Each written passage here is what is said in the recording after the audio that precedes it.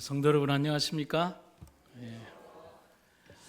오늘은 여호수아의 이야기를 통해서 여호수아 24장을 통해서 믿음의 유통기한이라는 제목으로 함께 은혜를 나누도록 하겠습니다. 출애굽한 이스라엘 백성들은 출애굽한 지 약 41년 만에 가나안에 들어가게 됩니다. 40년 동안 그들을 인도한 모세는 약속의 땅을 건너지 못한 채 모든 고난을 위임받은 여호수아의 인도하에 그들은 가나안으로의 입성은 물론 16년간에 걸친 가나안 정복 전쟁과 지파별 분배 과정을 거치게 됩니다. 그것이 여호수아서의 기록입니다. 역할을 맡았던 여호수아는 참으로 성실하게 그리고 책임감 있게 믿음으로 그 역할을 정말 잘 수행해 주었습니다. 모세라는 위대한 지도자의 공백을 하나님의 인도하심에 의지하며 메꾸어 나갔습니다. 그렇게 16년을 보냈습니다. 여호수아의 신앙적이고 또한 충성하는 품성을 보여주는 모습들이 성경에 보면 있습니다. 모세가 하나님의 산에서 40주야를 금식하며 하나님께 기도할 때 그때 여호수아도 함께 했다고 말씀을 하고 있습니다. 또한 여호수아는 회막 안에서 모세가 하나님과 대화할 때도 끝까지 모세를 지켰고 모세가 진으로 돌아간 후에도 회막을 떠나지 않았다라는 기록이 있습니다. 참 대단한 믿음의 소유자입니다. 모세의 가장 측근에서 모세를 수종들었고 또한 두려움 없이 담대함으로 하나님의 산 가장 가까이에서 모세를 기다리는 충직한 종으로 여호수아의 모습은 기록이 되고 있습니다. 어쩌면 이미 아주 오래전에 하나님은 모세의 뒤를 이을 지도자로 여호수아를 이미 선택하고 계셨다는 사실을 우리가 알 수 있습니다. 그래서 여호수아서 1장 1절은 여호수아를 부르시는 하나님의 명령으로 이렇게 시작이 되고 있습니다. 여호와의 종 모세가 죽은 후에 여호와께서 모세의 수종자 눈의 아들 여호수아에게 말씀하여 이르시되 내 종 모세가 죽었으니 이제 너는 이 모든 백성과 더불어 일어나 이 요단을 건너 내가 그들 곧 이스라엘 자손에게 주는 그 땅으로 가라. 하나님께서 당신의 사업을 맡기시고 막중한 책임을 이끌도록 하시기 위하여 사람을 부르실 때는 하나님이 아무렇게나 준비되지 않은 그런 사람을 절대로 부르시지 않습니다. 엄격하고도 원대한 기준이 필요합니다. 오늘날 떠들썩한 체육계의 난맥상이 전국에 회자되는 지난주였습니다. 대한민국 전체가 분노하는 한 문제가 있었습니다. 거기에서 나왔던 가장 중요한 문제는 원칙도 없고 규칙이 무시되고 제멋대로라는 말이 아주 방송에서 아주 여러 번 회자되었습니다. 근데 여러분 보면 인간의 하는 거의 모든 일들이 다 그래요. 교단 아니든 교단 밖이든 사람의 사는 사회에서 참 원칙 없이 진행되는 많은 일들이 있다는 사실을 보게 됩니다. 세밀히 들여다보면 사회 곳곳이 그런 병에 전염이 되어 있는 겁니다. 그러나 하나님은 아니에요. 엄격한 규칙과 원칙 그리고 하나님의 전엔 저울이 그 사람을 평가하고 측정하신 다음에 그 사람에게 일을 맡기신다는 겁니다.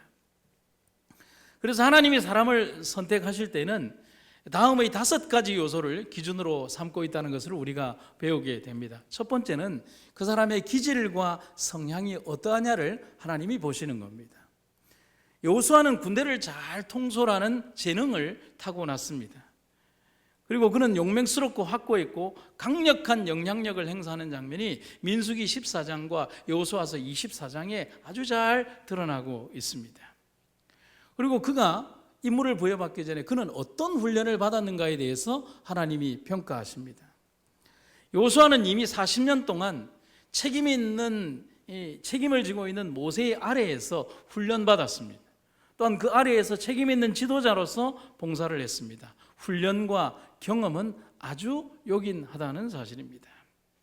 다음 세 번째는 그 사람의 평판이 어떠하냐. 여러분 이 평판은 누구의 평판을 말할까요? 사람의 평판일까요? 하나님의 평판을 말하는 겁니다. 성경의 말씀을 보시면 이렇게 되어 있죠. 여호와께서 모세에게 이르시되 눈의 아들 여호수아는 그 안에 영이 머무는 자니. 두 번째, 눈의 아들 여호수아는 여호와를 온전히 따랐다. 이 누가 하는 평가예요? 하나님께서 여호수아에게 대하여 하는 평가라는 사실입니다. 네 번째 하나님이 보시는 것은 품성입니다. 그와 갈렙만이 인기가 없는 대의를 위해서 아주 정직하게 일어났습니다. 12명의 정탐꾼들이 가나안 땅을 탐지하고 돌아왔을 때 그들은 당리와 당략과 그들의 이기심에 따라서 자기 부족들의 말하는 것을 자기들의 욕심대로 말했습니다. 그러나 여호수아와 갈렙은 안 그랬어요. 하나님께서 본 그대로, 하나님께서 명령하신 그대로 믿음의 눈으로 본 것을 믿음 그대로 말하는, 대의를 위하여 말할 수 있는 그런 품성을 가지고 있었던 사람입니다. 그래서 광고 카피에 그런 말씀이 있죠. 모든 사람이 예라고 할 때 아니오라고 할 줄 알고, 모든 사람이 아니오라고 할 때 예라고 할 줄 아는 그런 강직한 품성을 가진 사람이 바로 여호수아였다는 것입니다. 그리고 마지막 5번째는 달성할 과업에 대한 자세입니다. 모세에게 주었던 정복 전쟁을 마무리하고 성취할 수 있는 지도자냐 아니냐라고 하는 것이 마지막 평가의 기준이었다는 사실입니다. 여러분, 오늘날 우리에게도 마찬가지입니다. 우리가 이 교회 안에 있다고 해서 우리가 마지막 남은 무리로서의 모든 권한과 특권을 다 부여받았다고, 천만의 말씀입니다. 오늘 우리에게도 하나님께서는 엄격한 잣대를 요구하고 계시고 우리가 이 땅 아래에서 어떠한 삶을 살아가느냐에 대한 분명한 평가와 측정을 하고 계시다는 사실인 것입니다. 그래서 영감의 기별은 제목이 이렇게 되어 있습니다. 상담자들, 여기에서 말하는 상담자들은 지도자들을 말하는데, 지도자들은 하나님께로부터 오는 모든 것들을 뭐 하고 있어야 된다고요? 간직하고 있어야 한다. 상담자의 위치에 선 사람들은 이기심 없는 믿음과 기도의 사람이어야 하며 무엇이 그들의 직무 수행에 최선의 방법인가에 관하여 감히 자신의 지혜를 의지하려 하지 않고 하나님께 빛과 총명을 열렬히 찾아 구하는 사람이어야 한다. 이스라엘의 사령관인 여호수아는 모세가 하나님에게서 받은 지시들, 곧 그분의 요구사항들, 책망들, 제한들을 충실히 기술해 놓은 책들을 부지런히 살폈다. 그가 이렇게 한 것은 혹시 그가 경솔하게 행동하지나 않을까 하는 염려 때문이었다. 여호수아는 자신의 충동이나 지혜를 신뢰하는 것을 두려워했다. 낮에는 구름 기둥, 밤에는 불 기둥에 둘러 계신 그리스도께로부터 오는 모든 것을 그의 마음에 신성하게 간직해야 할 아주 중요한 것으로 생각했다 했습니다. 거룩한 영적 경험과 하나님의 거룩한 영의 지시를 가장 소중하게 여기고 마음에 담아두는 백성으로 살았다는 것입니다. 그래서 하나님은 백성을 위하여, 그리고 백성들이 살아가야 할 이 땅의 삶을 위하여 하나님을 대신할 원대한 지도자를 준비해 주셨습니다. 여호수아죠. 그리고 그들은 성실하게 하나님의 일을 수행했고 백성들이 잘못된 길을 가지 않도록 인도하셨습니다. 하지만 악한 삶에 기울어진 삶을 살았던 이스라엘의 역사는 좋은 기록들을 남긴 것이 아니라 반복되는 나쁜 기록들을 우리들에게 들려주고 있습니다. 오늘 그 아프고 조금 슬픈 이야기를 우리 한번 해볼까 합니다.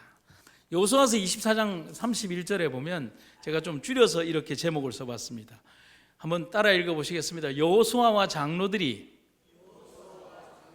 사는 날 동안 여호와를 섬겼더라. 조금 이따가 설명을 드리겠습니다. 여호수아는 16년간 지도자로서 아낌없이 일하다가 110세에 죽었습니다. 그러면 110세에 죽었으면 여호수아가 하나님으로부터 모세의 뒤를 위하여 고난을 위임받은 나이가 94세쯤 되는 거예요. 대단하지 않나요? 그리고 그는 유산으로 분배받은 에브라임 산간 지방의 딥낫세라에 묻혔습니다. 여러분, 여기에 그가 유산으로 분배받은 땅이 어디라고요? 에브라임의 산간 지방이라고 했어요. 이 산간 지방은 바로 갈렙과 여호수아가 요구했던 척박한 땅이 바로 산간 지방입니다. 그 땅 역시 갈렙과 같은 척박한 땅이었고 지도자로서 우선권을 챙기지 않은 겸손한 모습으로 보여주는 모습이 이 한 구절에 드러나고 있습니다. 오늘날 현대의 지도자들이 자리에 탐닉하고 자신의 이익을 위해 비열하기 그지없는 모습과는 너무나 반대되는 모습이 바로 이 여호수아의 모습이라는 사실입니다. 또한 여호수아의 지도는 이스라엘이 혼란 없이 지난 20여 년의 세월을 지내올 수 있었음을 보여주는 장면이기도 합니다. 그런데 오늘 우리가 읽고 있는 그의 본문에서 조금 이상한 장면을 보게 됩니다.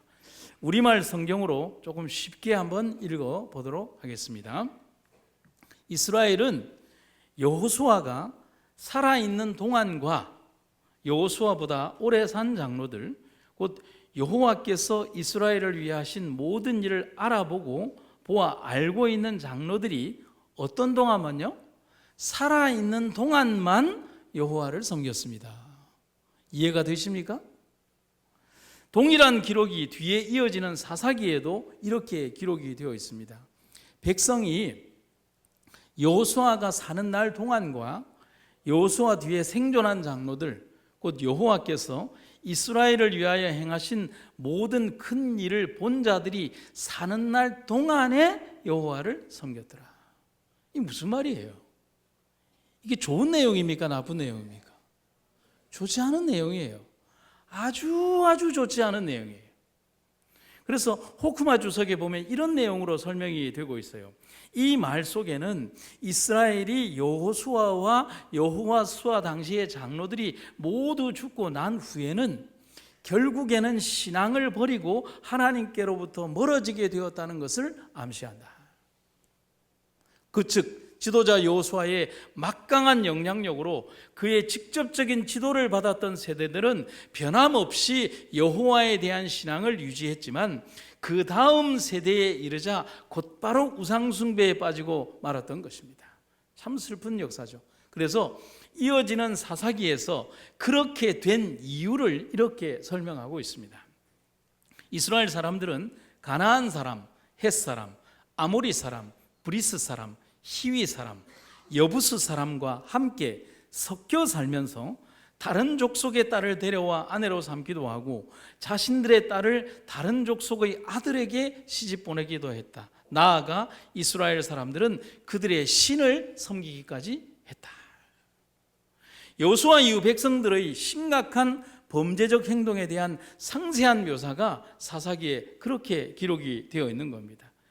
또 다른 장면을 한번 볼까요? 그 후 이스라엘 백성들은 주님 앞에서 악을 저지르고 바알을 섬겼다. 그들은 이집트에서 자기 조상들을 이끌어내신 조상들의 하나님께 등을 돌리고 이웃 가나안 사람들이 섬기는 우상들을 섬기고 그 우상들에게 절을 했다. 여러분, 여호수아 사후에 그리고 나이 많은 장로들이 죽기까지 그리고 그들이 변절하여 하나님께 등을 돌리기까지 그렇게 오랜 시간이 소요되지 않았습니다. 불과 몇 년이죠. 하지만 그들은 너무 쉽게 악에 침범당하고 죄에 굴복당했다는 겁니다. 그래서 그들의 그런 행동이 하나님을 진노하시게 만들었다고 성경은 기록하고 있습니다. 여러분, 왜 그랬을까요? 그 이유를 본교의 성경 주석은 다음과 같이 말하고 있습니다.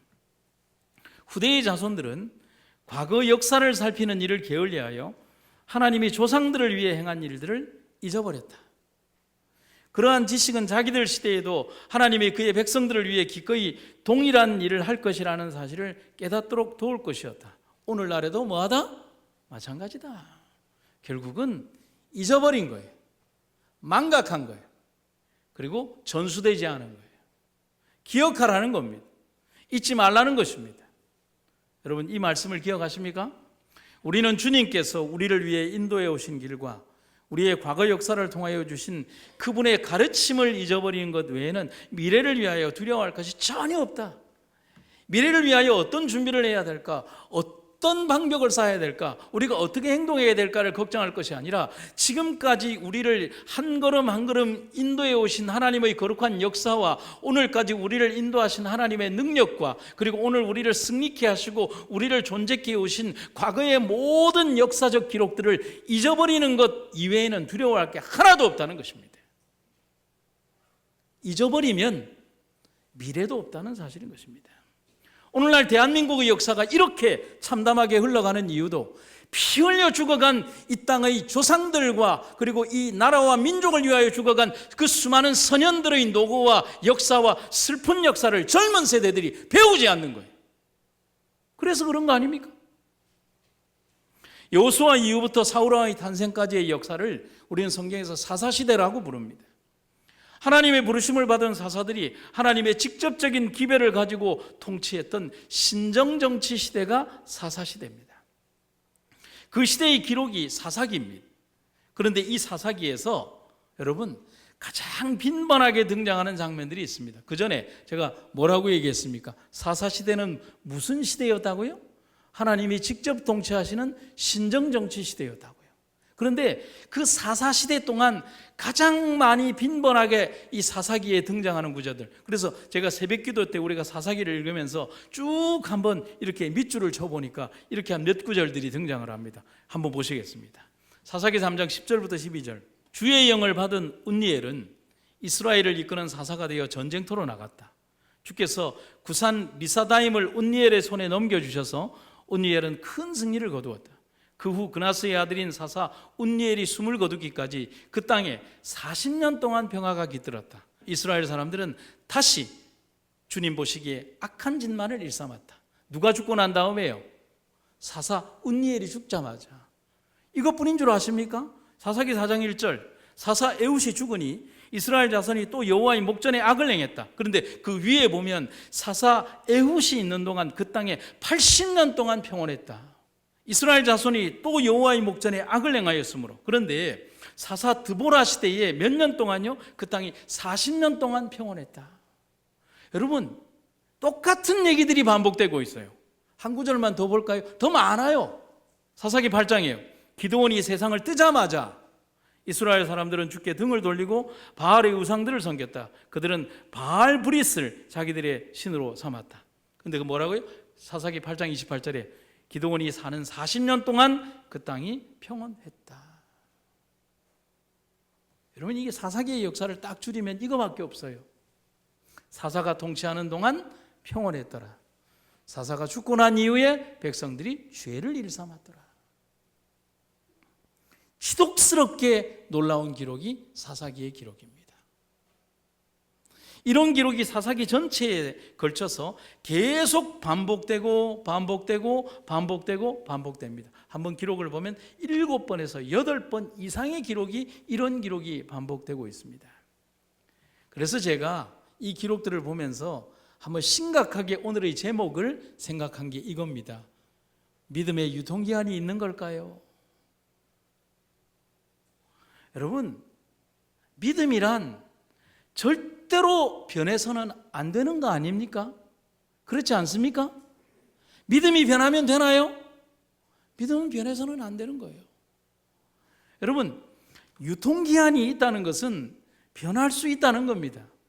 여러분의 집에 냉장고가 있는 이유가 뭡니까? 다 변질되기 때문에 그런 거 아닙니까? 다 어떤 일정한 시간이 지나면 못 먹는 음식들이기 때문에 유통기한이 있는 거 아닙니까? 모든 음식들은 유통기한이 있는 거예요. 그러나 믿음은 그런 종류와는 다르잖아요. 그런데 지금 오늘 우리가 본 사사시대의 백성들의 모습은 하나님의 직접적 통치가 있었던 시간들만 경건함을 유지했고, 그 역할을 맡은 사사들이 죽었을 때에는 하나님을 즉시 등지고 범죄했다는 겁니다. 그런데 또 다른 문제는 이런 백성들의 모습이 우리의 현재의 모습과 현대의 그리스도인들의 모습과 아주 무관하지 않다는 겁니다. 무서운 일이죠.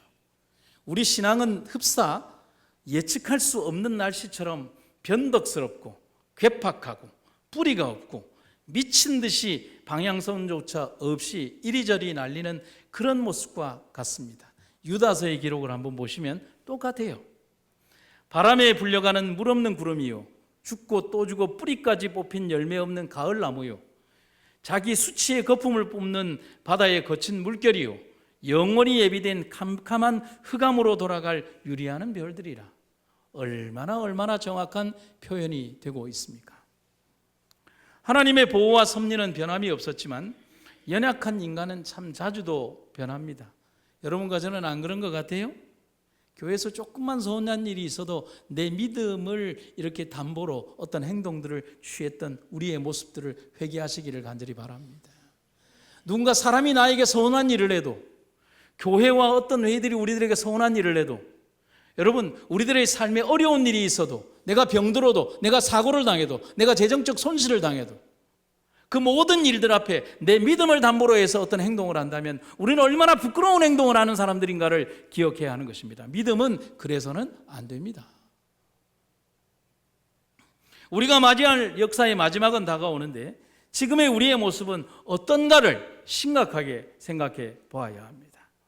폭풍은 다가오고 있으며 그 폭풍은 각자가 어떠한 종류의 믿음을 가졌는지 시험할 것이다. 신자들은 그리스도 안에 굳게 뿌리가 박혀야 한다. 그렇지 않으면 그들은 혹종의 오류에 휩쓸려 길을 잃게 될 것이다. 그대들의 신앙은 하나님의 말씀에 의해서 실체화되어야 한다. 진리의 산 증언을 굳게 붙잡으라. 그리스도를 개인의 구주로 믿는 믿음을 가지라. 주님께서는 지금까지도 그러하셨고 앞으로도 언제나 우리의 영원한 반석이 되실 것이다. 하나님의 영의 증언은 진실하다. 영혼을 미혹하는 교리가 아무리 만족스러운 듯이 보일지라도 어떤 교리에 의해서도 그대들의 믿음을 변하지 말라. 하나님의 이 강력한 권면을 잊지 않는 여러분과 제가 되기를 간절히 바랍니다.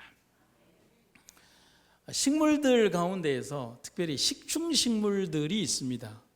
그런데 보르네오 섬에 서식하고 있는 식물 가운데 네펜데스라고 하는 식충식물이 있습니다. 그리고 북미 대륙에 서식하고 있는 사라세니아라고 하는 식충식물도 있습니다. 아마 우리나라에도 요즘은 이런 식충식물들을 많이 파는 그런 경우들을 봅니다. 그런데 이 네펜데스는 화려하고 아름다운 모습으로 벌레를 유혹한 다음에 특수한 소화액을 내뿜어서 벌레를 녹여버립니다. 그런데 사라세니아는 잎에서 단 꿀을 내뿜어서 벌레를 유인을 합니다. 달콤한 꿀의 유혹에 벌레들이 몰려들면 그들 역시 그 끈끈한 것에 딱 달라붙어져서 이 식물의 먹이가 되어서 녹아버리는 거예요. 이 네펜데스와 사라세니아는 화려함과 달콤함을 무기로 벌레를 유혹합니다. 사단이 인간을 유혹하기 위하여 사용하는 방법과 동일합니다. 사단은 화려함과 달콤함으로 유혹하고 다음에는 성난 사자가 되어서 공격을 합니다. 창세기 6장에서 노아 시대가 죄의 절정으로 치닫게 되는 원인이 되는 한 단초를 보여주는 구절이 있습니다. 이거죠. 하나님의 아들들이 사람의 딸들의 아름다움을 보고 자기들이 좋아하는 모든 여자를 아내로 삼았더라. 가인의 후손과 셋의 후손은 엄격히 분리되어서 살았지만 가인의 후손들인 여인들의 화려함과 향락에 빠져든 셋의 후손들은 그들과 결혼했습니다. 그냥 그 화려함에 속아서 말입니다. 그리고 그들의 신앙이 이렇게 흘러갔다라고 부조와 선지자는 기록을 합니다. 셋의 자손들이 가인의 후손의 딸들의 아름다움에 욕하여 그들과 통혼함으로 여호와를 불쾌하게 하였다. 하나님을 예배하는 자들 중에 많은 사람들이 그들 앞에 끊임없이 이르러 오는 유혹으로 말미암아 현혹되어 죄에 빠졌다. 그들은 독특하고 거룩한 품성을 잃어버렸다. 타락한 자들과 섞임으로 그들은 정신과 행동에 있어서 그들과 같이 되었다. 마지막에 뭐라고 되어 있어요? 그들은 독특하고 거룩한 품성을 잃어버렸다. 타락한 자들과 섞임으로 그들은 정신과 행동에 있어서 그들과 같이 되었다. 여러분, 세상과 구분되지 않는 그들의 모습, 얼마나 무서운 일입니까? 사사시대를 관통했던 백성들의 반복되는 범죄는 확고한 믿음으로 올바르게 서지 못한 삶의 결과였습니다. 지금의 우리들도 당연히 그럴 수 있음을 경고받아야 합니다. 성도 여러분, 하나님이 변하지 않으시듯이 우리의 믿음 역시 변하지 않으며 항상 빛나는 영롱함을 유지하는 여러분과 제가 되기를 주님의 이름으로 축원합니다. 두 번째는 여호수아는 이렇게 권면합니다. 여호와만 섬기라. 지난 110년의 역사에서 56년의 기간 동안 여호수아가 배우고 경험하고 목격한 것이 있습니다. 그것은 이스라엘에게 있어서 하나님은 그들 삶의 전부고 하나님이 없는 삶은 의미가 없다는 것과 존재 자체의 의미가 없다는 것을 여호수아는 지난 56년 동안 배워왔습니다. 12정탐꾼의 한 사람으로서 가나안을 정탐했을 때 하나님이 주신 땅이 얼마나 풍요롭고 아름다운 땅인가를 그는 눈으로 보았지만 당리와 당략, 그리고 이기심과 공명심, 패배감과 절망에 사로잡힌 사람들은 희망의 기별이 아닌 절망을 전하는 것을 눈으로 봤어요. 깜짝 놀랐어요. 하나님이 주신 땅이 젖과 꿀이 흐르는 땅이고 엄청난 포도와 열매들을 가지고 왔음에도 그들은 그들 스스로를 메뚜기 같고 그 땅에 거주하는 사람들을 거대한 장군이라고 얘기를 하면서 우리는 그들에게 그저 밟혀 죽는 메뚜기 같은 존재들이라고, 하나님이 있음에도 불구하고 그런 말을 하는 그들의 모습을 보며 깜짝 놀라지 않을 수 없었습니다. 그렇게 해서 40일의 여정이 40년이 된 것을 분명히 목도한 사람이 여호수아입니다. 그런데 여러분, 그 40년이 어땠습니까? 끊임없이 반복되는 범죄와 반역, 그리고 그들을 대하시는 하나님의 공의와 사랑을 40년의 역사 속에서 모세 아래에서 보고 배웠던 사람이 여호수아입니다. 자신이 지도자가 된 16년의 세월도 그랬습니다.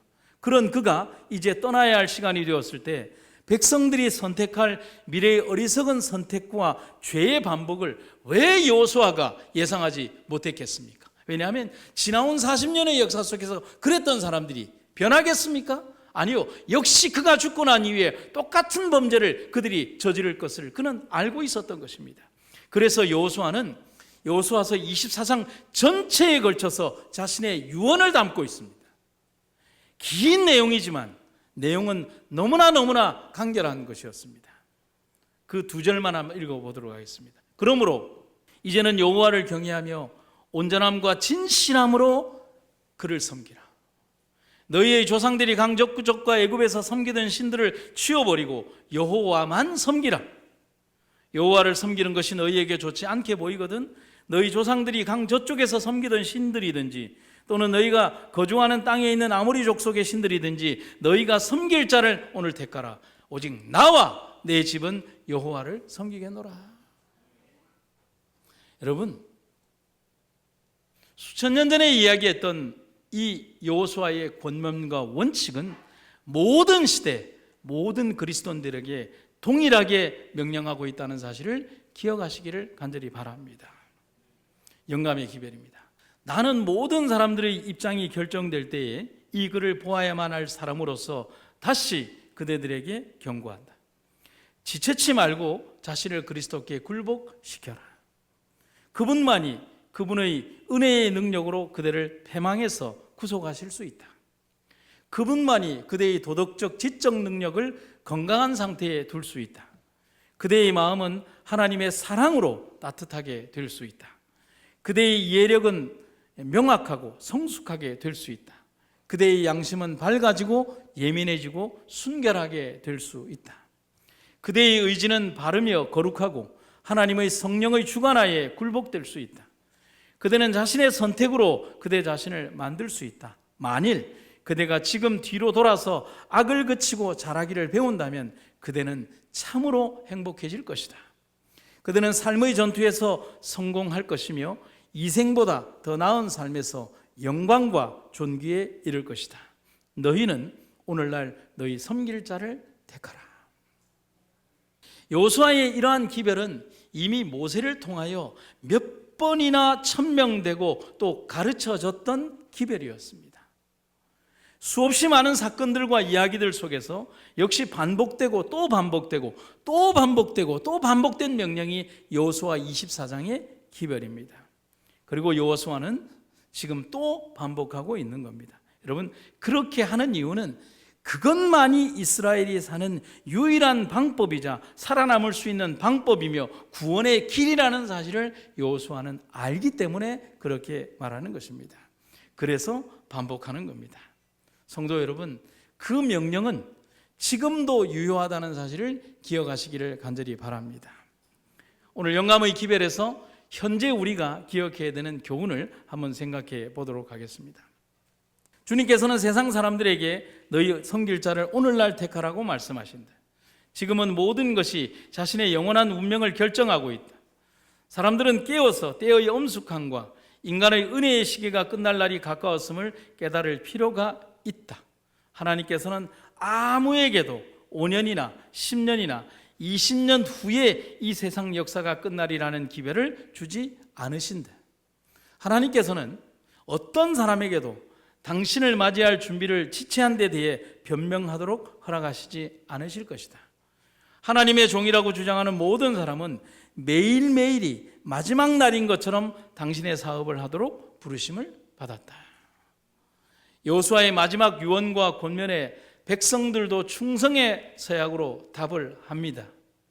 강력한 결심을 보여줍니다. 너희 섬길 자를 오늘날 택하라는 여호수아의 권면과 명령에 대하여 오늘 우리도 아멘으로 한번 화답해 보시기를 간절히 바랍니다. 하지만 이 백성들의 그 결심과 서약도 불과 몇 년이 지나지 않아 그들은 예전의 모습으로 돌아갔습니다. 왜 그랬을까요? 그것은 그들의 삶이 그것을 말하지 않고 결심한 대로 살아가지 않았기 때문인 겁니다. 그들 삶의 가장 중요한 목표는 충성과 믿음이 아닌 세상과 세상의 것이었기 때문에 그렇다는 사실입니다. 우리는 그런 어리석은 선택을 하지 않는 백성들로 남기를 간절히 바랍니다. 다시 한번 질문을 합니다. 우리 믿음의 유통기한은 언제까지입니까? 한번 스스로 돌이켜 보도록 합시다. 그리고 판단해 봅시다. 삶에서 이르러 오는 불편한 일들과 인간적인 다툼, 그리고 가정의 문제와 신앙의 핍박과 경제적인 일들 때문에 믿음을 거래하지는 않았는지 스스로 한번 돌이켜 보도록 합시다. 그렇게 했다면 그것은 사는 것이 아니라 죽는 것이 없음도 기억해야 할 것입니다. 성도 여러분, 변하지 않는 믿음으로 하나님을 붙드는 여러분과 제가 되기를 주님의 이름으로 축원합니다. 제가 마지막으로 한 분을 소개하고 말씀을 마치도록 하겠습니다. 제가 소개하는 이분은 1936년 전라북도 임실이라는 산골에서 머슴의 아들로 태어났습니다. 너무 가난해서 어린 시절에는 거의 신발을 신어보지도 못했고 밤도 맨발로 까먹었다고 합니다. 13살 때 처음으로 팬티라는 것을 입어보았고 초등학교를 졸업한 후에는 아버지처럼 3년 동안 남의 집 머슴살이를 하기도 했습니다. 배우는 것 외에는 아무 희망이 없다고 생각한 그는 중학과정을 마친 다음에 무작정 상경했습니다. 단 한 명의 연고자도 없는 서울에서의 생활은 피눈물 나도록 힘겨운 삶이었습니다. 며칠씩 굶는 일은 다반사였고 어느 때는 너무 배가 고파서 부잣집 쓰레기통을 뒤지며 허기를 채우기도 했습니다. 하지만 배우겠다는 일념으로 구두 닦기, 신문팔이 등 그런 것을 하면서 야간 고등학교에 입학해서 열심히 공부했습니다. 그런데 그때 너무 외롭고 힘들어서 찾아간 곳이 집 근처의 교회였다고 합니다. 교회 사람들은 보잘것없는 그 소년을 위하여 매일 새벽마다 기도해 주었다고 합니다. 소년의 마음속에 꿈이 자라기 시작했고 믿음도 자라기 시작했습니다. 소년은 이렇게 말합니다. 내가 농촌 출신이니까 어떻게든지 가난한 우리나라의 농촌을 한번 살려봐야 되겠다. 그래서 그는 유학을 결심했습니다. 당시 형편으로는 허망한 꿈이었습니다. 왜냐하면 외국 나가는 것 자체가 거의 불가능한 시대였기 때문에 그랬습니다. 그러나 그는 그 꿈을 포기하지 않았습니다. 신흥 농업 기술을 배워서 가난한 농촌을 일으켜야 되겠다는 그는 덴마크 유학을 꿈꾸며 가능한 방법을 찾기 시작했습니다. 자기의 꿈과 포부를 적은 편지와 소논문을 보내야 되겠는데 이 신흥 농업 기술이 가장 발달한 나라가 그때 덴마크였거든요. 그래서 덴마크에 누구에게 편지를 보낼까? 아무도 아는 사람이 없었습니다. 그래서 기도하는 도중에 이왕이면 그 나라의 제일 높은 사람에게 보내자라고 생각을 했습니다. 그래서 그는 편지 봉투에 이렇게 적었습니다. 덴마크 국왕 프레드리 9세기와 코펜하겐 덴마크. 주소가 없어요. 그리고 그는 하나님께 기도했습니다. 하나님, 저는 돈도 없고 백도 없습니다. 유학할 수 있는 길을 열어주십시오. 그런데 그 덴마크로 보내어진 편지가 덴마크 우체국에 도착을 했는데 보니까 뭐라고 되어 있어요? 덴마크 국왕 프레드리 9세. 이 소년은 그렇게 기도했거든요. 아무리 이 무식한 우체부라도 자기 나라 국왕 주소를 모르겠냐는 겁니다. 그런데 그 기도가 이루어져서 그 덴마크에 도착한 이 우체국에 도착한 그 주소가 그대로 덴마크 국왕 프레드리히 9세에게 전달이 되었다는 겁니다. 교인들도 보잘것없는 소년의 꿈을 무시하지 않고 기도로 응원해 주었습니다. 그러던 중에 40일 만에 기적 같은 응답이, 답장이 덴마크로부터 왔습니다. 그런데 그 편지가 덴마크 국왕의 보좌관이 보낸 편지였습니다. 그리고 거기에는 이렇게 되었습니다. 덴마크 국비 장학생으로 자기 나라에 와서 공부하라는 것입니다. 그리고 편지 안에는 비행기 표까지 들어있었는데 거기에는 이런 특권이 있었습니다. 네가 공부하고 싶은 대학교를 지정하고, 네가 공부하고 싶은 연도를 지정하라고, 네가 어떻게 행동해야 되며 네가 필요한 용돈까지 다 쓰라는 것입니다. 다 대주겠다는 것입니다. 시골뜨기 소년이 하나님의 은혜로 유학의 길이 열린 것입니다. 감격스러운 일이었습니다. 그는 덴마크로 날아갔습니다. 거기서 열심히 공부했습니다. 그리고 그는 졸업을 했습니다. 그런데 거기에 만족하지 않았어요. 좀 더 현실적인 연구의 필요성을 느낀 그는 이번에는 이스라엘 수상에게 편지를 보냈습니다.